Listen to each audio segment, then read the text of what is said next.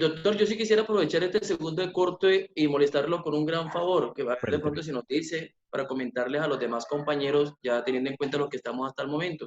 El uno es el tema de la nota, porque obviamente sí como para tener conocimiento cómo nos fue a la gran mayoría. Y lo segundo, doctor, pues aquí no tenemos una opción, de pronto el doctor ahorita también como está como nosotros aprendiendo referente al tema de esta plataforma, donde podemos compartir, o sea, ahí nos puede compartir usted las ayudas así como bien tenía para compartir allá en la clase, por aquello de que hay unos términos que está empleando que no podemos hacer así a bien tomar apuntes como debe ser de forma correcta. Entonces le agradeceríamos ahí, eso se llama share screen, y ahí mismo lo bota usted a las ayudas que usted de pronto está viendo ahí en el computador, doctor. Eran esos dos recomendaciones y solicito de pronto si nos puede comentar referente a lo de la nota. Bueno, las notas están publicadas desde hace días en el sistema, cada cual conoce su nota. No sé cuál sea la inquietud suya. Profesor, lo que pasa es que lo que quiere mi compañero es que si nos pueden decir como cuáles fueron las falencias, ver como los parciales en físico, algo así, Freddy, ¿es lo que quieres decir? Es para mirar y revisar en qué fue lo que nos equivocamos, como para reforzar esos temas, profesor, eso es lo que nos quiere decir el Sí, compañero. pero correcto, le entiendo la inquietud, señorita, pero obviamente el análisis de esos exámenes nos tocaría programar una sesión especial para eso. Les agradezco si me permiten. Pues la idea era que nos reencontráramos en la sesión presencial, pero pues hasta el momento eso está un tanto incierto. Los exámenes están ahí para entregarlos en la oportunidad en que la universidad disponga y ustedes los consulten y hagamos el análisis correspondiente. No tengo ninguna dificultad, pero por medio de esto sí queda realmente muy difícil ponernos en esa tarea porque eso es prácticamente examen por examen.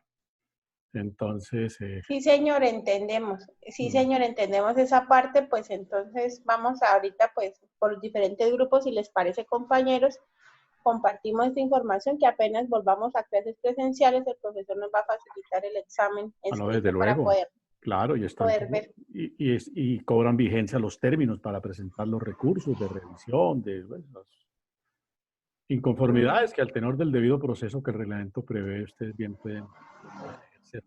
Pero tendría que volverlos a repasar con tantos exámenes, pero la verdad es que fallan es por la absoluta carencia de precisión de conceptos y una improvisación en los que dicen algo, déjenme decirlo con la mayor consideración, así suene duro la expresión, porque hay exámenes que no dicen absolutamente nada. Es decir, la nota de 1.5 es mucho, ¿sí? Eso me sorprende negativamente. Hay un par de exámenes muy buenos, por supuesto, pero la idea es que mejoremos. Ese es el propósito. No se ha definido todavía cómo vamos a evaluar en el próximo corte, pero bueno, no creo que eso sea... Profesor, una pregunta. ¿Y si organizamos como, si usted nos da un taller de refuerzo o algo, porque pues sí nos preocuparía un segundo corte, la verdad, tener unos resultados así como para que no nos vuelva a pasar esto? El taller de refuerzo, señorita, son actividades que a partir de la próxima clase les voy a dejar para que vayan a ir desarrollando. Gracias, profesor, le agradeceríamos Eso, muchísimo. con el mayor gusto, eso complementa la nota. Y no lo hago tanto, bueno, desde luego, para ayudarles a mejorar la nota, pero básicamente para que pues, nos comprometamos más con la materia, ¿no? Le cojamos más el... Listo, A partir profesor. de la próxima clase yo les voy dejando, no tareas pesadas, pues, ni actividades fatigantes, pero una dinámica permanente que ustedes resuelvan fácilmente o sin tanta sí, complicación. Gracias, profesor. Es que pues le paso esta inquietud porque no solamente es mía, sino también de varios compañeros. El día que yo pues, me atreví a dejar el mensaje de WhatsApp en su teléfono, profesor, fue por eso, porque es que estamos preocupados porque queremos subirse en la nota, sabemos que su materia es fundamental en nuestro proceso educativo. Para lo que somos futuros, vamos a ser futuros, estos 43 personas que estamos acá, queremos ser futuros abogados y queremos tener unos fundamentos tanto teóricos como prácticos, y sabemos que su materia es importante para eso. Por eso es que queremos que, pues, poder subir esa nota. También es importante tener una cualificación de lo que estamos aprendiendo. Entonces sí le vamos a agradecer muchísimo, profesor, y pues de mi parte me comprometo a ayudar a mis compañeros para que podamos mejorar ese estándar y mejorar la nota. Bien, Mira, señorita. no lo pasa. Gracias, profe. Uy, el perro se puso bravo por allá. No se preocupen por la nota. No se preocupen por la nota. No estoy diciendo que la nota se va a regalar, no, pero dejen de trabajar tanto con la idea de la nota, ¿sí? Y lo digo es porque eso se va reflejando en la vida profesional. El día que ustedes tengan una audiencia, van a llegar al juzgado si es que están representando algún interés. ¿Será que pierde el pleito? ¿Será que gana el pleito? No, ese no es el problema. El problema es que coja el expediente y ponga a mirarlo, ¿sí? Después de que lo tenga visto y se haya formado un concepto sobre el particular, pues ya la suerte se juega. Pero por eso le digo, no se preocupe, no se pongan a pensar en la nota, preocúpense por esto. Aquí hay un par de compañeros que han formulado unas inquietudes muy juiciosas, muy interesantes. Y lo demás, como dicen las abuelas, llega por añadidura. Por manera que no se torturen por la nota. Están muy jóvenes todavía para que se torturen por cosas de estas. De manera que tranquilos. Gracias, doctor. Muchas gracias. Bueno, decíamos al final, que se nos cortó intempestivamente, que para culminar el capítulo de Grecia, resaltemos un poco el aporte más que jurídico, político, del señor Aristóteles, de quien hemos hecho mención en clases anteriores y de cuyas concepciones en materia de poder político también hemos hecho referencia en clases anteriores. Hablar nuevamente de Aristóteles, de la grandeza, de la trascendencia que como filósofo, como personaje histórico tiene, pues creo que ya seguramente sobra. Resaltar sí el aporte que él hace al construir, al sistematizar las formas de gobierno que él logra advertir con vigencia en todas las polis. Él las conoce, las analiza, las sistematiza, para usar un término de hoy, a partir de los elementos vertebrales, característicos, generales, universales que advierten cada una de esas polis, y eso le permite formular de una parte lo que hoy llamamos la teoría de la división de los poderes, bajo la denominación del señor Montesquieu, ya en el siglo XVII, en el siglo XVIII. Pero Aristóteles desde entonces él advierte que el poder público se manifiesta de tres maneras. Alguien en una sociedad dicta el derecho, es decir, dice qué se debe hacer. Hay un cuerpo que dice, que da el estatuto normativo. Hay un ente de poder que llamamos la rama ejecutiva, alguien que hace cumplir esa norma. Y hay un cuerpo que hoy llamamos judicial, que se encarga de sancionar o reprimir a quienes van en contravía o no se someten al dictado que se tiene como norma o como ley dentro de la sociedad. Eso lo advierte Aristóteles. No lo desarrolla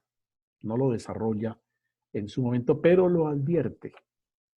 Y digamos que esa apreciación de él va a ser retomada muchísimos siglos después, ya por los pensadores de los siglos XV, XVI, XVII y XVIII, y van estructurando y elaborando lo que finalmente conocemos como la teoría de la división de los poderes en la obra del señor Montesquieu, que es el esquema, esa es la columna vertebral de todas las democracias del mundo occidental. Si ustedes hacen el ejercicio de abrir este librito que se llama Constitución Política de Colombia, van a encontrar en el artículo 113 de la Constitución, si alguien lo tiene ahí, señorita, o alguien que me ayude a leerlo, ahí van a encontrar esa frase con que se abre la segunda parte de la Constitución, que es la parte estructural u orgánica, la parte que describe cómo se organizan los entes de poder en una sociedad, en este caso en la nuestra. Eso es de esencia profundamente aristotélica. Cualificado, sí, ya un segundo, cualificado o elevado, adobado, de mejor presentación teórica por el señor Montesquieu. ¿Cómo dice, señorita? Artículo 13. Son ramas del poder público. 113, ¿no? Sí, señor. Artículo 113. Son ramas del poder público la legislativa, la ejecutiva y la judicial. Además de los órganos que las integran, existen otros autónomos e independientes para el cumplimiento de las demás funciones de Estado. Bien. Los diferentes órganos... ¿ya? Sí, suficiente. La primera parte, el primer inciso, son ramas del poder público, la legislativa, la ejecutiva y la judicial.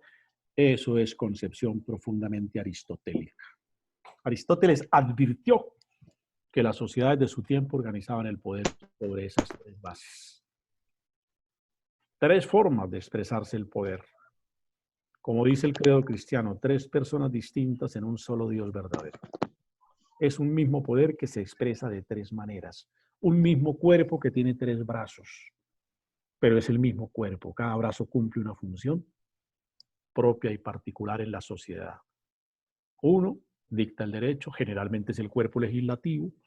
Otro lo ejecuta, que generalmente es el cuerpo ejecutivo. Y otro que reprime, sanciona a quienes van en contravía, decimos, de esos mandatos o de esas disposiciones, que se conoce como cuerpo de carácter judicial.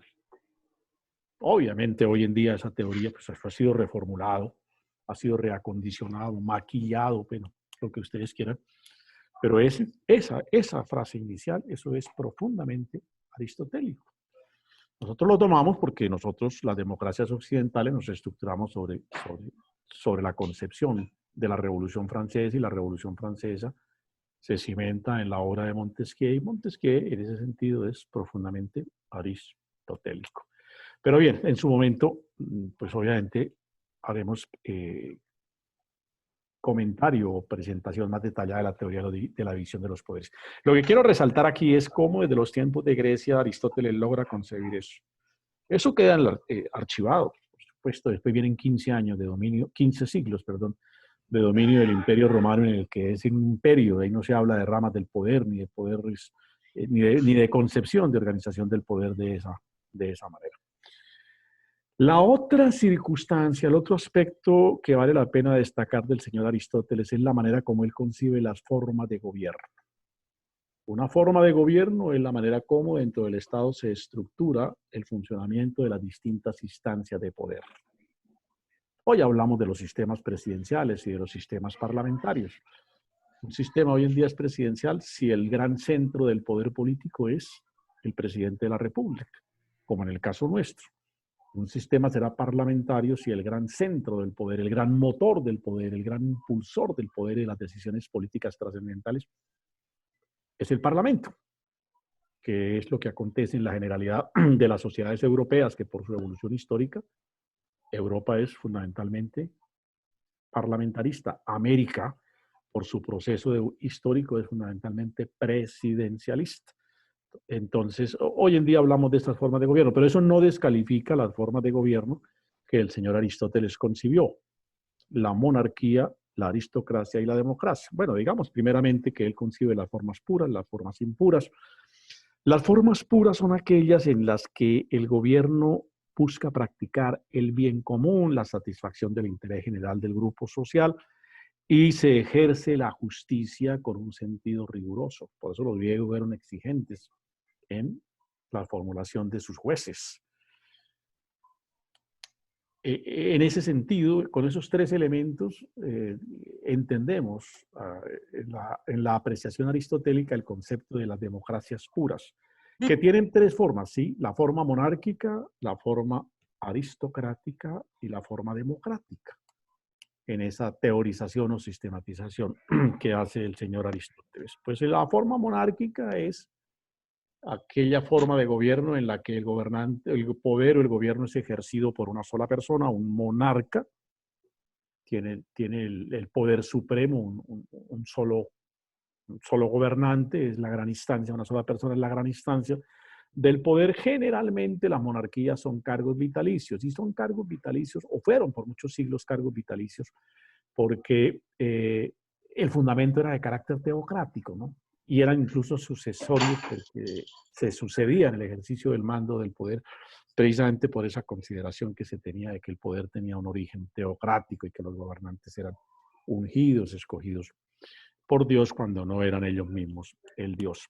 Pues esas tradiciones, hoy en día todavía hay jefes de Estado que tienen condición o sistemas republicanos monárquicos en donde existe un jefe de Estado que ejerce el cargo de rey, algunos todavía con condición hereditaria, no tanto porque sean teocráticas, sino porque la tradición les ha permitido mantenerse en esa línea, ¿no? Entonces, esa era, digamos, la idea del señor Aristóteles en relación con la forma puro de la monarquía. Un rey que gobierna teniendo siempre como mira los parámetros de una forma pura de gobierno. El bien común, la satisfacción del interés general de la sociedad, y, desde luego, que se practicara justicia de una manera justa y transparente. La segunda forma de gobierno que advierte Aristóteles es la manera o la forma de gobierno aristocrática. La aristocracia hace referencia a que el poder es ejercido por un grupo de ciudadanos, generalmente una clase social o un estamento determinado, por ejemplo, los militares. En esas sociedades primitivas ejercían el poder como casta, como estamento. Grupos sociales, sectores muy reducidos, podríamos hablar, si de ellos se tratara de aristocracia de los médicos, por ejemplo, un gobierno aristocrático si los médicos fueran los gobernantes, ¿cierto? Un gobierno aristocrático si el grupo fuese el de los abogados, entonces sería un estamento, o un gobierno aristocrático si el poder estuviese en manos de ingenieros, aristocrático en la medida en que un grupo, un sector, un estamento reducido de la sociedad maneja el poder. Generalmente las aristocracias cuando se degradan terminan en grupos oligárquicos que llevan obviamente a la configuración o conformación de gobiernos de esta naturaleza, gobiernos oligárquicos.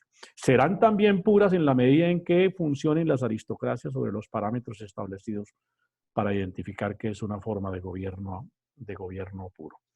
Y las formas democráticas en donde pues, se da por sentado que es el pueblo el que ejerce el poder, también bajo los presupuestos clásicos de la definición de formas puras que traza el señor Aristóteles. Hay una escogencia democrática de sus gobernantes, una escogencia democrática para la conformación de todas las instancias de poder, en fin, esa es la característica de un modelo democrático. Que las formas serán impuras cuando se pierden los elementos que definen la forma pura, o es un gobierno en interés del grupo, del gobernante, un gobierno que se degrada, puede caer la monarquía en la tiranía, la aristocracia en los gobiernos oligárquicos, oligopólicos, y las democracias, a juicio de Aristóteles, pueden caer en los gobiernos populistas. Entonces, estas formas degradan, digamos, la concepción de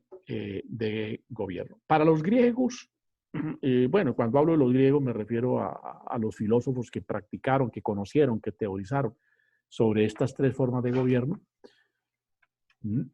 Cualquier forma es válida. Cualquier forma es válida siempre y cuando sea pura. Porque lo que la invalida, la descalifica, es la forma impura. Pero para los griegos, en principio, la monarquía, la aristocracia y la democracia son válidas si son puras. Si son puras. No tienen, no hay una teoría general del poder o del gobierno concebida por los griegos en particular con una determinada forma de gobierno. Bueno, cuando digo de los griegos me refiero a quienes estudiaron este fenómeno. Aristóteles es ya de la época en que la república había pasado. La república se acaba cuando Atenas pierde la guerra con Esparta a finales del siglo V, año 400 y pico, y el siglo IV, que Aristóteles nace para el año 384, si mal no estoy. Es decir, ya Aristóteles nace en la época en que ya Atenas estaba sometida por Esparta. Y después cuando los macedonios, él era macedonio, liberan a Atenas. Pero él no conoció la democracia. Él no conoció, digamos, esas formas de gobierno. Él las conoce teóricamente en cuanto logra sistematizarlas como forma de poder, pero no porque las hubiese vivido. Por eso Aristóteles, a pesar de que dice que todas las formas de gobierno son válidas en cuanto sean puras, cualquier forma de gobierno dice es válida en cuanto sea pura, él personalmente y algunos otros pensadores griegos siempre se inclinaron más por las formas de gobierno aristocráticas.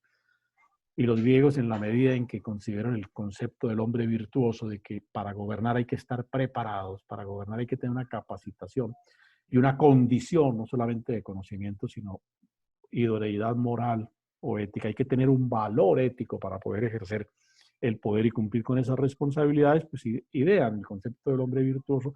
En ese orden de ideas consideraban que los gobiernos debían ser aristocráticos porque no todo el pueblo está capacitado para el ejercicio del poder. Y los ejemplos que los filósofos griegos ponían son muchos y algunos de esos ejemplos los hemos comentado en anteriores oportunidades en clase. Por manera que esa es la idea de la concepción de la forma de gobierno del señor Aristóteles. Para resumir, Aristóteles, dos grandes aportes más a la ciencia política que al derecho como tal. Desde luego de ahí derivan para el derecho estructuraciones o consecuencias.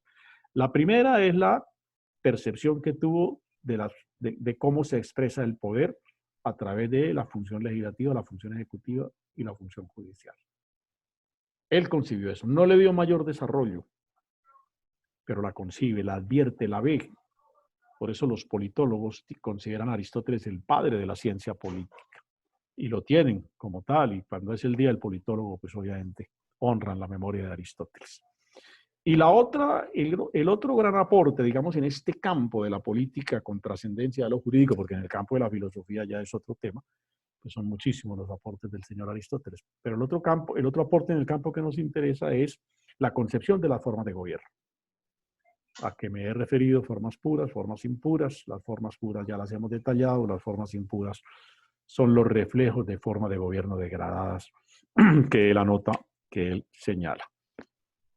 Estos planteamientos los encontramos en un libro que se llama Política, del señor Aristóteles, que ojalá ustedes lo repasen, lo lean no tanto para pasar la asignatura, sino como decía la señorita hace un rato, parte del proceso de formación de ustedes como profesionales, como humanistas, como personas que al estar comprometidos con estos temas y con estas discusiones, pues es obvio que tengan en su biblioteca por lo menos el libro de Política de Aristóteles. Es uno de los 50 libros que uno debe tener en la biblioteca. Es sin duda uno de los libros básicos, sobre todo para aquellos que quieran transitar profesionalmente por el campo del derecho público, porque ahí es donde van a encontrar algunos de los soportes de lo que hoy informa las concepciones del derecho político en el mundo occidental. ¿Alguna pregunta, alguna inquietud, alguna reflexión?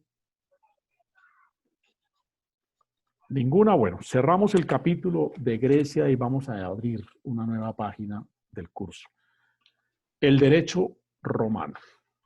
La historia del derecho, la evolución del derecho romano, que es trascendente, por supuesto, para nuestra cultura jurídica. Nosotros somos de cultura jurídica latina, lo hemos comentado en más de una ocasión, y muchas de las instituciones que los romanos construyeron, concibieron en materia jurídica, recuerden también lo que hemos advertido, los romanos son unos grandes juristas, así como las sociedades primitivas fueron teocráticas, fueron por sobre todo religiosas, los griegos fueron filósofos y políticos, los romanos son, además de guerreros, unos grandes juristas. Es como la característica de estas tres grandes sociedades que conforman la época histórica del mundo antiguo.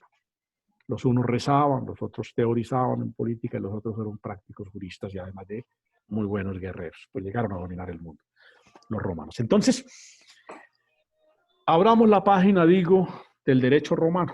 Para tener una idea del derecho romano es bueno que repasemos de manera por demás rápida, pues así, abuelo de pájaro, algunos aspectos de la historia de Roma, porque hay que ubicar en un contexto histórico el fenómeno del derecho romano. No es posible a veces entender el surgimiento de instituciones, todo el proceso de evolución del derecho romano, si no conocemos, por lo menos de manera esquemática, la manera como se da el desarrollo de la sociedad romana. Y entonces, permítanme esta noche, no creo que alcancemos, pero bueno, iniciémoslo, presentar de manera esquemática las tres grandes fases en que los historiadores dividen todo el proceso de más de 15 siglos de la Gran Roma. Roma tiene tres grandes periodos históricos a juicio de los historiadores. El periodo de la monarquía, el periodo de la república y el periodo del imperio romano. El periodo del imperio, como los partidos de fútbol, tiene dos grandes tiempos. Un primer tiempo es la época del principado o la diarquía. Ya veremos qué es diarquía, principado o diarquía, que dura más o menos unos 200 años, poco menos de pronto. Y luego el periodo del imperio absoluto o dominato de que hablan los historiadores romanos. Es decir, ya el imperio propiamente dicho, que dura muchísimos siglos. Entonces, repaso nuevamente, tres grandes momentos históricos han analizado los historiadores en la evolución de Roma, desde el momento mismo en que Roma se conoce hasta el momento en que Roma se cae como imperio. Insisto, más de 15 siglos. Más de 15 siglos. 15 siglos son 1000 y pico de años. Entonces, estamos hablando pues, de cualquier cantidad de tiempo. La monarquía, la república y el imperio caracterizado en dos momentos, la época del principado de la diarquía y la época del imperio absoluto propiamente dicho, del gobernante emperador en todo el sentido de la palabra. Ahora, digámoslo desde ahora también, a cada época de esos tres grandes momentos históricos, monarquía, república e imperio, a cada época le corresponde también una manera particular de historia del derecho, valga decir, cada época tiene como sus características en materia jurídica. Por eso digo, hay que ubicar los momentos de la historia de Roma para en cada momento registrar, digamos, la aparición del derecho y la evolución que el derecho va teniendo según el correr del tiempo en el proceso romano. La monarquía es la época primera de Roma. ¿Cuándo comienza la monarquía? Sobre eso, digamos, no hay una fecha puntual, una fecha cierta, porque el origen de Roma es todavía muy discutido. La fundación de Roma, cuando realmente pudo haberse conformado Roma, cuando pudo haberse fundado. Pero de Roma sí se tiene noticia ya como una ciudad como tal en el año 753. Por eso los historiadores hablan de Roma a partir del año 753 a.C. ¿Sí? Decía hace un instante, el origen de Roma, ¿por qué se llama Roma la ciudad eterna? ¿Quién sabe por qué a Roma se le dice la ciudad eterna? Alguien que opine. ¿Por qué Roma suele comúnmente, así como París es la ciudad luz, ¿sí? Roma es la ciudad eterna? Pues a Roma se le llama la ciudad. ¿Qué es lo eterno? Bueno, valdría preguntarnos qué significa la expresión eterno. Lo eterno es lo que no tiene comienzo ni tiene fin. Por eso hablamos de que Dios es eterno. Porque Dios no tiene ni comienzo ni tiene fin. Y a Roma se le dice la ciudad eterna porque de sus orígenes poco se sabe, a ciencia cierta. Mucha especulación de la mitología, de la cultura, de la literatura, de algún tipo de historia que confunde todos estos elementos, pero a ciencia cierta, de manera fehaciente o inequívoca, del origen de Roma, de la fundación de Roma, no se tiene establecido, repito, en términos categóricos e incontrovertibles, el momento en que Roma realmente es creada o fundada. Roma es un proceso parece ser, la teoría o la tesis más aceptada es un proceso de evolución de una serie de comunidades, de pueblos, los latinos, los etruscos, los sabinos y otra serie de pueblos que vivían en las distintas colinas que conforman Roma, los distintos montes que caracterizan a Roma. Ustedes recuerdan que a Roma se le conoce por las 7 colinas, el Monte Aventino, allá donde se dice que Bolívar juró libertar a América, el Monte Aventino, el Monte Palatino, el Capitolio, el Quirinal. El Quirinal es donde hoy queda el Palacio del Quirinal. El Palacio del Quirinal es la sede del gobierno italiano. De hecho, todas estas colinas, que eran colinas, como decir, para ubicarnos un tanto en el contexto, como decir uno Palo Negro, como decir uno Morro Rico, como decir La Cumbre, así era Roma, ¿sí? Pero hoy, pues por supuesto, hoy en día todas esas colinas forman parte de la ciudad, de manera y así, y el Capitolino, otra de las colinas de Roma. Pues bien, todo parece que el origen de Roma es justamente la migración de todos esos pueblos, básicamente hacia el monte Palatino, y allí se va conformando y conformando y conformando un gran poblado que finalmente termina siendo la Gran Roma. La mitología ha construido y la literatura y digamos un tanto la cultura especulativa ha construido cualquier cantidad de leyendas, que fue fundada por Rómulo y Remo. Es la fábula tradicional o la leyenda que nos venden o nos enseñan desde nuestros cursos de primaria, dos jóvenes que eran gemelos y que fueron amamantados por una loba. La madre los abandonó y vivieron en una cueva y una loba los recogió y los amamantó y los crió. Y bueno, los historiadores dicen que Remo se fue a vivir al monte Aventino y Rómulo al monte Palatino, y que ambos se propusieron fundar una ciudad. Y entonces, como no se pusieron de acuerdo dónde la fundaban, cada uno quería que fuera en su monte, entonces deciden dejarle al designio de los dioses, que sean los dioses los que digan dónde fundamos la ciudad. Y se pusieron a esperar. Y en el relato de los historiadores, de algunos de los historiadores, dicen que un día, el 21 de abril, para ser más puntuales, del año 753 a.C., Remo, que vivía en el monte Aventino, ve que sobre su colina se posan unos buitres. Entonces él cree que ese es el mensaje que Dios le envía para decirles que allá es donde debe fundarse Roma. Y se va rápido a la montaña donde vivía su hermano gemelo, Rómulo, a decirle que ya Dios se pronunció y que es allá donde tienen que hacerlo. Y cuando llega allá y le dice, mire, es que allá llegaron unos buitres y ese es el mensaje de Dios, entonces vámonos a fundar la ciudad allá. Él le dice, pero mire, si aquí sobre mi montaña, el monte Palatino, hoy también han llegado 12 pájaros. De manera que es Dios quien me está diciendo que la ciudad debe fundarse aquí. Y obviamente se genera una inconformidad, un enfrentamiento entre ellos, que según dice pues la mitología, Rómulo termina matando a su hermano Rémulo por las disputas que surgieron a raíz de la fundación de ese pueblo. Pero eso es parte ahí un tanto especulativa. Lo que parece ser serio es que Roma es un proceso de formación de los distintos pueblos que fueron confluyendo hacia donde la ciudad va teniendo origen.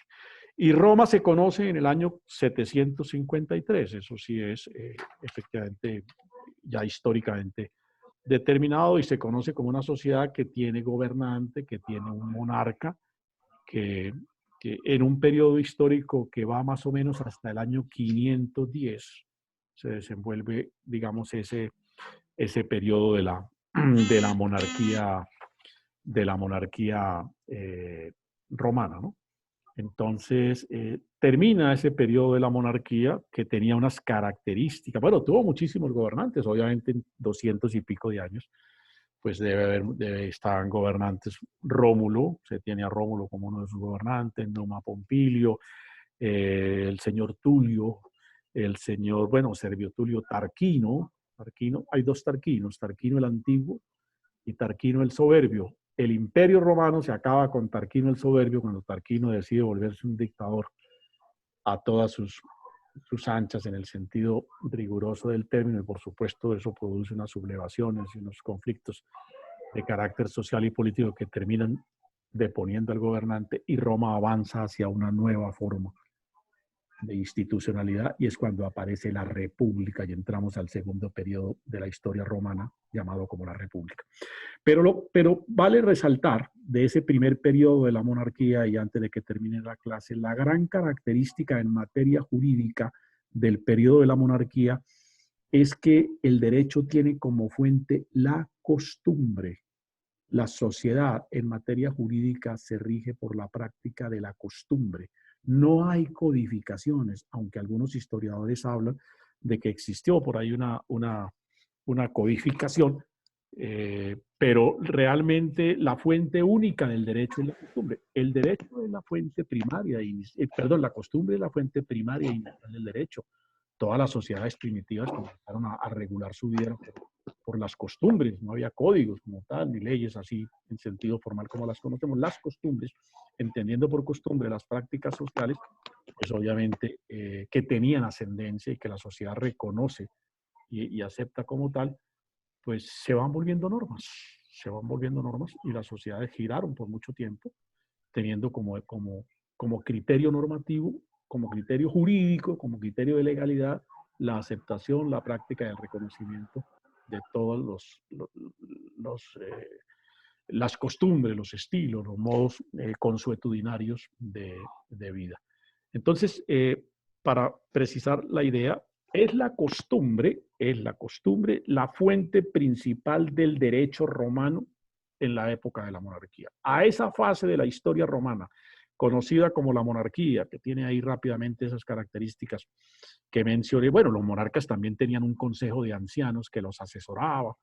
No era propiamente un cuerpo legislativo, pero era un cuerpo que asesoraba. Digamos que la institucionalidad en la época de la monarquía estaba determinada o conformada por el monarca, por supuesto, que era el gran gobernante, por un consejo de ancianos que ya se llamaba Senado, pero que era un cuerpo más consultivo, de personas muy allegadas al gobernante, que básicamente le servían para legitimar las decisiones o los caprichos que el gobernante tenía. Por ahí la única función importante que ese Senado o ese Consejo de Ancianos tenía era que cuando por alguna circunstancia había vacancia en el ejercicio del cargo de monarca, el Senado, ese Consejo de Ancianos, mientras elegían un nuevo gobernante, pues cumplía las funciones de monarca.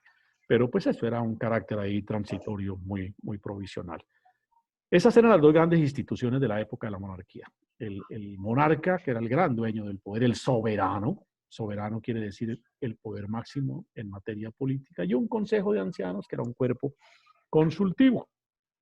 Ahí se sintetiza la institucionalidad del periodo de la monarquía, que tiene como reflejo, para concluir la clase de hoy, desde el punto de vista jurídico, que es el que nos interesa, que la costumbre es la fuente principal del derecho. La sociedad se normatiza, se guía por las costumbres. Y esa es la ley, esa es la norma. Ese es el instrumento jurídico que le permite a los romanos desarrollar una convivencia durante la época de la monarquía, la observancia de las costumbres. Desde luego, la costumbre tiene unas características para que se pueda entender que tiene el peso y la eficacia de una norma jurídica. No es una costumbre cualquiera, no es que podamos decir que desde ayer estoy practicando o estoy haciendo. Yo tengo la costumbre de la semana pasada de tal cosa. No, no.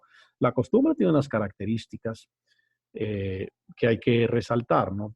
La primer lugar es la permanencia de la costumbre en el tiempo. Debe ser de vieja data y debe ser indefinida. Eso no es una improvisación, ¿sí? Porque la práctica, en la medida en que es constante en el tiempo, es que gana un reconocimiento.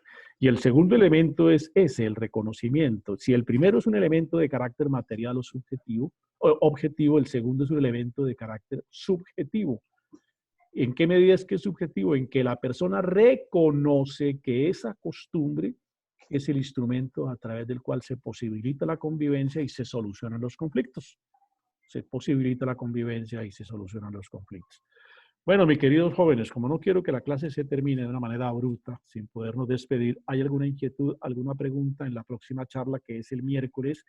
Me decía nuestra monitora Natalia que el grupo quiere que hagamos la clase a las 6 de la tarde. Como es de 1 hora, lo podemos hacer perfectamente de 6 a 7. Si no hay inconvenientes con ninguno de ustedes y si además no interfiere la actividad del otro profesor. Si es así, Natalia me confirmará y yo programaré entonces mañana el link para que nos encontremos en la hora que ustedes me digan. A las 6 de la tarde o a las 9 de la noche, que es la hora que, según el horario oficial, tenemos clase. Entonces ustedes me confirman, retomaremos este tema para darle evolución, para darle curso de desarrollo a las épocas históricas de Roma, resaltando la característica central en materia jurídica de cada época, y luego sí desmenuzaremos ya las instituciones jurídicas más trascendentes del derecho romano. ¿Alguna pregunta, alguna inquietud? ¿Ninguna? No, me quedó todo